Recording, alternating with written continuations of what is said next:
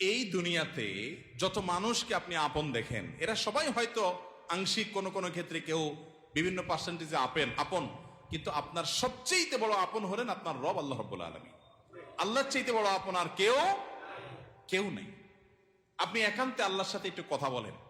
যারা ডিপ্রেশনে ভুগছেন, অশান্তিতে ভুগছেন, মানসিক অস্থিরতায় ভুগছেন, আজকেও আমার অফিসে আসার আগে দেখি এক লোক বসে আছে। নামাজ পড়লাম আমরা, উনি নামাজ পড়লেন না।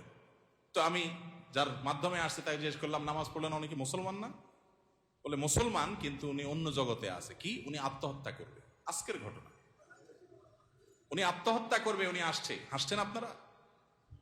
এর আগে এক জুমা অফিস থেকে আমাকে ফোন দিল, জুমার নামাজ পড়াইতে ঢুকবো, বলতেছে এক লোক অফিসে এসে ঢুকছে, আপনার সাথে দেখা করবে, সে আত্মহত্যা করবে, জুমার নামাজও পড়বে না, এখন মরার আগে আপনার সাথে একটু দেখা করতে চায়। আমি আছি নারায়ণগঞ্জ, আর সে ঢাকায় অফিসে। ভাইরা আমার, আপনারা হাসছেন? ঘরে ঘরে অশান্তির সমুদ্র চলছে, ঘরে ঘরে মানুষের মধ্যে অশান্তির হাবুডুবু খাইতেছে। তরুণ ইয়াং মানুষ, বাচ্চা ছেলে এখনো দুনিয়ার কিছু তারে পায় নাই, ব্যবসা বাণিজ্য জ্ঞানজাম ফাসাদ কিচ্ছু পায় নাই, কলেজ ইউনিভার্সিটিতে পড়ে, সেখানে শতাধিক ছেলে এক বছরে আত্মহত্যা করে ফেলতেছে। মানসিক শান্তি যেটা, এটা এই সমাজের প্রতিটা ব্যক্তি থেকে উঠে যাচ্ছে। প্রত্যেকটা মানুষ অস্থির। এর মূল এবং প্রধান কারণ হলো এই কলব এবং অন্তরে যে জিনিসটাকে ঢুকানো দরকার ওটা না ঢুকাইয়া ভুলটারে ঢুকাইয়া বসে আছে, ইনস্টল করে নিছে দুনিয়াকে। দুনিয়া ছাড়া আর কিছু তার মাথায় নেই। একজন যুবক, তিনি কোনো মেয়ের সাথে অবৈধ সম্পর্কে জড়িয়েছেন, হারাম সম্পর্কে জড়িয়েছেন, সেটা একটা বিষয়, কিন্তু সেই মেয়ে তার সাথে ধরুন মানে কথা রাখে নাই, সে আরেকজনের সাথে ভেগে গেছে বা অন্য কোথাও তার বিয়ে হয়েছে। এখন সে ডিপ্রেশনে ভোগে। কেন ডিপ্রেশনে ভোগে? যে ওই পছন্দের মানুষটাকে সে পায় নাই। আলটিমেটলি এটা দুনিয়া, ঠিক না? ঠিক। আলটিমেটলি এটা কি? তার অন্তরে যদি আল্লাহকে স্থান দিত, আল্লাহকে যদি সবচেয়ে বেশি ভালোবাসতো, আল্লাযীনা আমানু আশাদ্দু হুব্বাল, তার অন্তরে যদি আল্লাহর সাথে মহব্বত সবচেয়ে বেশি থাকতো, আল্লাহর সন্তুষ্টিটাকে সবকিছুর উপর যদি প্রায়োরিটি দিত, তাহলে এরকম কেউ তার জীবন থেকে চলে গেছে, কেউ আসছে, কোনো দোস্ত নারাজ হয়ে গেছে, কিছু টাকা লস হয়ে গেছে, একটা ব্যবসা ছুটে গেছে, কিছু ক্ষতি হয়ে গেছে, এগুলোর কোনোটি তার জীবনে কোনো প্রকার প্রভাব ফেলতো? কি হয়েছে? এগুলা গেছে, আরো আসবে, না আসলোই না, তাতে কি সমস্যা? আমাকে তো আল্লাহর কাছে যেতে হবে, কিয়ামতের ময়দানে দাঁড়াতে হবে, সারা জীবনের হিসাব দিতে হবে। আমি সেই জায়গায় কি হিসাব দিতে পারবো, সেই জিনিসটা আমি ঠিক রাখতে পেরেছি কিনা, এটাই হলো আমার মূল গোলের জায়গা, এটা হলো মূল টার্গেটের জায়গা। এইভাবে যদি আপনি ভাবেন, তাহলে আপনার মধ্যে ডিপ্রেশন ইনশাল্লাহ এমনিতেই দূর হয়ে যাবে। মোহতারাম হাজরিন, অতএব সম্পদ উপার্জন করেন, ব্যবসা বাণিজ্য করেন এবং জাগতিক কাজ করেন, এতে কোনো সমস্যা নাই, কিন্তু অন্তরে দুনিয়াকে নয়, আল্লাহকে স্থান দেন। এবং এই স্থান দিতে গিয়ে আপনাকে স্যাক্রিফাইস করতে হবে। কি স্যাক্রিফাইস? ওই যে সৎ পথে চলবেন, হক হালালি চলবেন, টাকা পয়সা বেশি হবে না। অন্যরা তো দূরের কথা, নিজের আপন মা বাবার কাছেও দাম পাবেন না, ভাই বোনের কাছে দাম পাবেন না, বইয়ের কাছেও হয়তো দাম পাবেন না, ছেলে মেয়ের কাছেও হয়তো দাম পাবেন না, বন্ধু বান্ধবের কাছেও দাম পাবেন না, এলাকার ইমাম সাহেব, খতিব সাহেব, হুজুর সাহেবের কাছেও দাম পাবেন না, কারণ পয়সা নেই। কিন্তু আল্লাহর কসম, যেই জায়গায় দাম পাওয়া দরকার সেই জায়গা ঠিকই পাবেন। আরশ আজিমের মালিক আপনার অনেক বেশি মূল্য দিবেন। নবী করিম সাল্লাল্লাহু আলাইহি সাল্লাম কতবার এরকম বলেছেন সাহাবীদেরকে, তোমরা কোনো জান্নাতি লোক দেখতে চাও? বলি ইয়া রাসূলুল্লাহ, দেখতে চাই। একটা লোক চলে যাচ্ছে সামনে দিয়ে, তিনি জিজ্ঞাসা করেছেন, এই লোকটা সম্পর্কে তোমাদের কি ধারণা? বলি ইয়া রাসূলুল্লাহ, লোকটা খুব সাধারণ একজন মানুষ, এত গরিব, সমাজের এত সাধারণ মানুষ যে এ ব্যক্তি কারোর মেয়ে বিয়ে করতে চাইলে কেউ তার কাছে মেয়ে বিয়ে দিবে না, কেউ তাকে পয়সা হাওলাত দিবে না, কেউ তাকে চেয়ার দিবে না, কেউ তাকে কদর করবে না। আরেক লোক আসছে, নবী করিম সাল্লাল্লাহু আলাইহি সাল্লাম বলেন, এর সম্পর্কে তোমাদের বক্তব্য কি, মূল্যায়ন কি? সাহাবীরা বলছেন, ইয়া রাসূলুল্লাহ, এই লোকটা যার মেয়ের বিয়ের অফার করবে, সবাই তার কাছে মেয়ে দিতে পারলে সৌভাগ্যবান মনে করবে, পয়সা আলা, ভাবসাবালা, সমাজে অবস্থানওয়ালা, সে কারো কাছে কিছু চাইলে কেউ তাকে ফেরত দিবে না, তার অবস্থান আমাদের কাছে অনেক বেশি।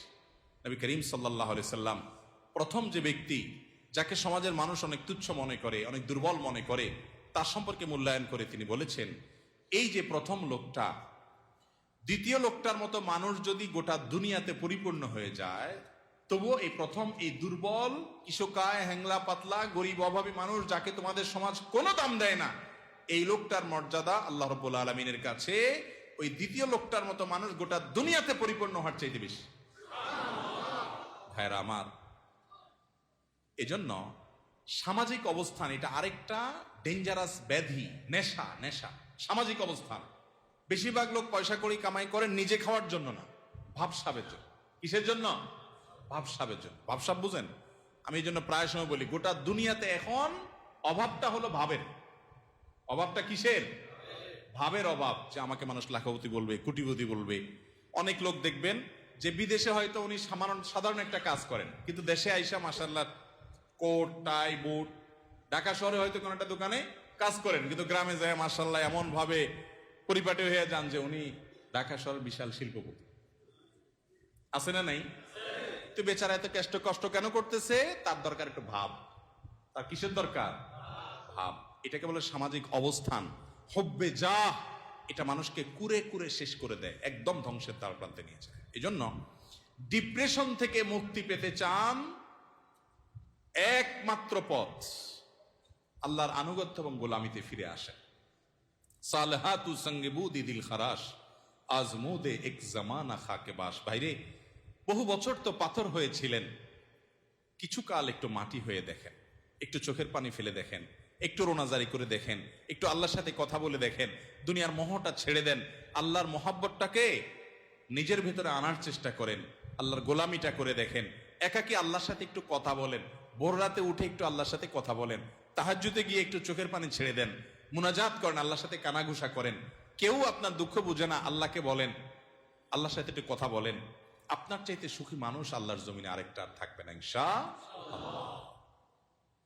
ভাইরা আমার, সুখের যে পথ কোরআন বলেছে সেটা আমাদের বিশ্বাস হয় না।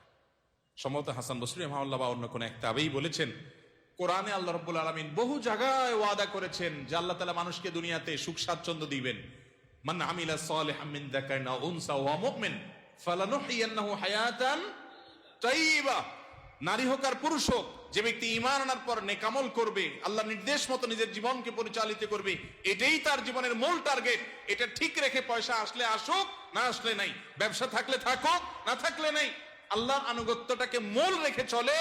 আল্লাহ রাব্বুল আলামিন ওয়াদা করেছেন দুটি বিষয়ের। এক, ফালানুহইয়ান্নাহু হায়াতান তাইয়্যিবা, তাকে অবশ্যই অবশ্যই, যারা মাদ্রাসার ছাত্র বা আলেম ওলামা তারা জানেন, ফালানুহইয়ান্নাহু লামে তাকিদ বা নুনে তাকিদ সাকিলা, তিনটা তাকিদ দিয়ে আল্লাহ বলেছেন ফালানুহইয়ান্নাহু, অবশ্যই অবশ্যই অবশ্যই আমি তাকে দুনিয়াতে সুখী জীবন দিব। আল্লাহ তাআলা বলেন নাই সম্পদের পাহাড় গড়তে পারলে, বিশাল বড় চেয়ারের মালিক হতে পারলে, গদি দখল করতে পারলে, সামাজিক অবস্থান হলে ওই ব্যক্তিকে আমি সুখ দিব। আল্লাহ বলেছেন ঈমান আনার পর যদি নেক আমল করো, আল্লাহর গোলামি যদি কেউ করতে পারে, সমস্ত ক্ষেত্রে যে আল্লাহর আনুগত্য ঠিক রেখে দুনিয়ার সব ঠিক থাকলে থাকুক, আর না থাকলে সব বাদ, আমার বন্ধু অন্তরে তাকে জায়গা দিলাম যতক্ষণ পর্যন্ত আল্লাহ রাব্বুল আলামিনের কোনো আদেশ নিষেধ লঙ্ঘন না হয়। তার সাথে বন্ধুতা করতে গেলে আমার আল্লাহকে হারাইতে হয়, তো বন্ধু বাদ, স্যাক্রিফাইস করে দিলাম। আমি কোনো গ্রুপকে, কোনো বলয়কে আমি পছন্দ করি, ভালো লাগে তাদেরকে, কিন্তু তাদের ভালো লাগতে গেলে দেখি না আল্লাহর ভালো লাগা আর পাওয়া যায় না, তো বাদ, আমার জীবন থেকে আমি সরাই দিলাম। আমি একটা ব্যবসা করতে যাচ্ছি, বিশাল বড় লোভনীয় অফার, হাতছানি পয়সার, কিন্তু এটা করতে গেলে আমার আল্লাহর নিষেধাজ্ঞা লঙ্ঘন করতে হয়, হারাম করতে হয়, তো বাদ, এ লোভ ছেড়ে দিলাম। এর নাম হলো মুসলমান। এই ত্যাগ মনে হয় খুব কষ্টের না?